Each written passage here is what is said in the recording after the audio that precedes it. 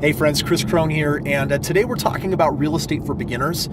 Real estate has a language to it, and if you understand some of the most important basic words and principles, it can help you understand how to make a lot of money.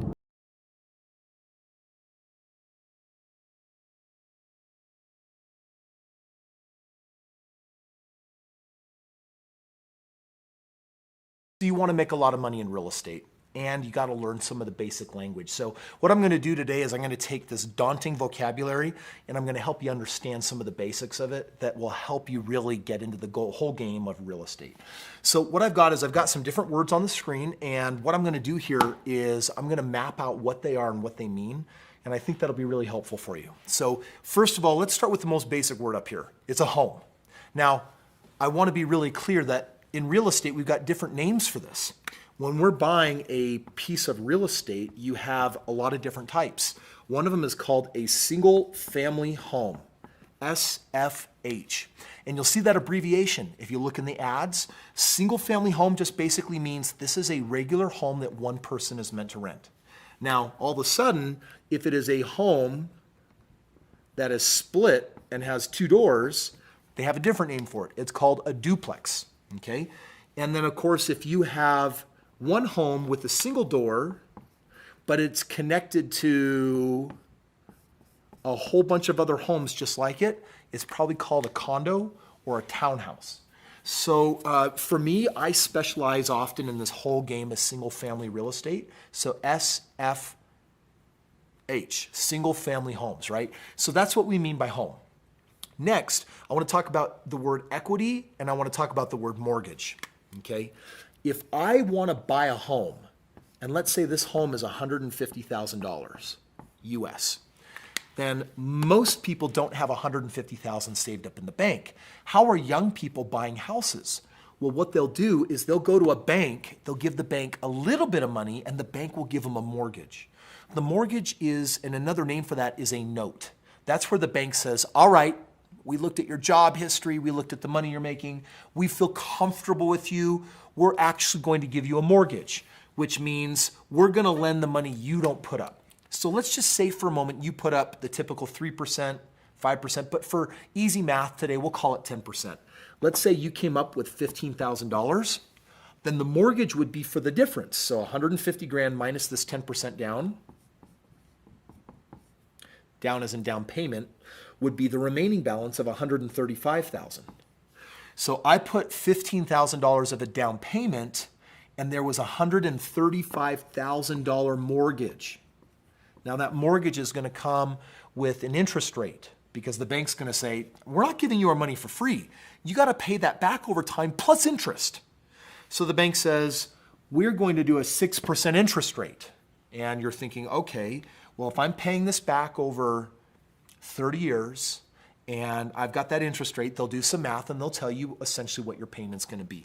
Let's just assume for this example that your payment is $800. Okay, that's just a guess out of the wild blue. This $800 is your mortgage payment. Okay, now we've got a home. It's a single family home. It's not a duplex, not a condo. It's not a triplex or multifamily. It's just a home with one door and a doorknob and a happy family inside their windows and a chimney like that. Now, let's say that you have this home and you decide we're not going to live there. We're going to rent it out. Another word for rent is lease. So we are going to lease the home. My mortgage is $800, but I might get my renters to pay $1,000 a month. My mortgage payment is $800. My rent payment or my lease is for $1,000 a month. So this is my rent payment, this is my mortgage payment, and the difference is that if you have to pay the bank $800 every month, but your renter gives you $1,000, there's some leftover money. How much? 1,000 minus 800 is 200. What do we call that? That's called cash flow, and cash flow is good. So you buy a property, and let's say all of a sudden that this house, I'm going to throw you a zinger. Now this house is worth $200,000. It's worth $200. You bought it for $150. You put $15,000 down, you got a mortgage for $135,000, but it's worth $200,000. Here's the question. How much equity does it have? What's equity? The equity is the difference between what it's worth and what you owe. So in this case, $200,000 minus the $135,000 is $65,000 of equity. Isn't this awesome? Aren't you learning this language? You can rewatch this video. These are the basics that you want to get really comfortable with. And literally in the beginning, just copy me. Just copy what I'm saying because I'm telling it to you the right way. Okay? So I have $65,000 of equity. You might say, but Chris, what about my $15,000 that I put down? That's now part of the equity because you would get this $50,000 out plus the $15,000 you put down. The equity represents the total amount between what it's worth and what's owed. By the way, when you do investment real estate, you're looking for equity and you're looking for cash flow. So I wanted to, teach you these basics so that you understand equity is a very good thing. Cash flow is a really good thing. Now, before we get to these two real quick, let's just do a quick summary on the story that we've told so far. This is a home. It is a single family home, single dwelling meant for one family. It's not a condo. It's not a townhome. And it's not a duplex, it's not a triplex, it's not multifamily. And this house, at the time, I bought it for $150,000. It was worth $200,000. I bought it because it had equity into it. Right there, I bought it. It had $50,000 of equity, $200,000 minus $150,000. But then I put $15,000 down to now have a mortgage of $135,000, and my total equity between what it's worth and what's owed now is $65,000. My mortgage payment is $800 a month, but I chose to rent it to somebody else. They're paying me $1,000 a month. That leaves $200 a month left over every month. That's called cash flow. Now, a couple more things that you'll want to know so you can tell the full story. This $800 a month, is that your PITI? What, Chris? Principal, interest, taxes, insurance.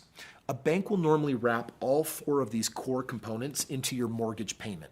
The reality is that your mortgage payment on this $800 might actually only be like $720. The other $80 might include principal, interest, and then taxes and insurance. So your payment, when you make a payment every month, a part of it goes to principal. That means paying off this $135,000. A part of it goes to interest because the bank's got to make money. A part of it has to go to taxes.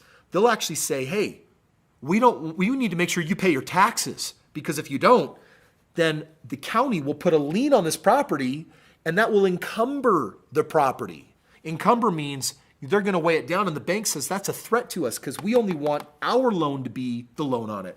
So every month we're going to take 1/12 of your taxes every month, and after a whole year we will have collected a year's worth of taxes and we'll have it automatically paid off so that you don't get behind on paying your taxes. And then insurance. The bank says, dude, the house could burn down. You guys could be crazy, irresponsible, or freak of nature, act of God. Something wild happens if there's a flood, an earthquake. And if that house gets hurt, we need to know that our money's not just lost. So we're going to have it insured. Banks will not give you a loan without insurance. So PITI stands for principal and interest. That's the core payment for paying this off over time, plus the interest. TI is taxes and insurance to make sure that the property doesn't get encumbered with unnecessary debts added on that could threaten their mortgage position. And insurance just means that it's covered. Now, we've just spent this video training you on all the basic language of real estate. Here's the last one. Buy low, sell high. What does that mean? I don't want to take it for granted. You need to know it. Buy low, sell high is encapsulated in this very basic idea that it was worth more and I paid less. And if I paid less and then sold it for more, I would what? I'd make money. But the question is, how much of a margin? New word, margin. What is the difference between this and that? For example, $200,000 represents my value. $150,000 represents what I paid. I did put some money down, but leaving that out of it, there's $50,000 of profit to make. When you go to sell it, if you were wrong on your margin here and you could only sell it for $160,000, then you're like, well, Chris, there's still at least a $10,000 difference between $160,000 and $150,000. And then I would say, what about realtor fees that are 6%? 6% of $160,000 is almost $10,000. So that's now wiped out because there's costs when you sell this stuff too. So you think about all these things. So when you buy low, it's like, I got to buy low enough to create a tangible benefit when I sell high. I got to buy low enough so there is a significant difference so that after all my costs, I still make enough money that says this was worthwhile for me. Friends, this is the story of real estate investing. That's what home, mortgage, equity, lease, rent, principal, interest, taxes, insurance, and buy low, sell high all mean. And if you get this languaging down, you're gonna have a 6-month head start on me that just was confused after my first 6 months of working with my mentors.